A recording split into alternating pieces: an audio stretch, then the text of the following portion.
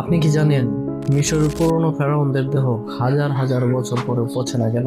এর পেছনে আছে এক অবিশ্বাস্য গোপন প্রক্রিয়া। চলুন তাহলে কি সেই প্রক্রিয়া আজকে জেনে নিই ভিডিওর মাধ্যমে। মমি তৈরি করা ছিল অত্যন্ত জটিল একটি শিল্প।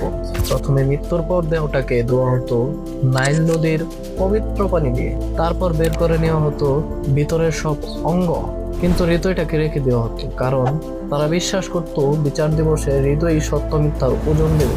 এরপর দেহটাকে ভরে দেওয়া হতো বিশেষ লবণে, যার নাম ছিল নাট্রন। এই লবণ পুরো দেহের পানি শুকিয়ে দিত। তারপর 40 দিন শুকানোর পর শুরু হতো মোড়ানোর কাজ। লিলেন কাপড়ের শত শত স্তর দিয়ে দেহটাকে ভালোভাবে পেঁচানো হতো। প্রতিটি স্তরের মাঝে তারা দিত সুগন্ধি তেল, রজন, জাদুমন্ত্র লেখা তাবিজ।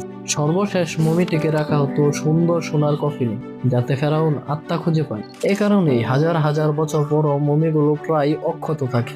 মিশরের মানুষ শুধু দেহ সংরক্ষণ করেনি, মৃত্যুকে দিয়েছে এক নতুন শিল্পের রূপ।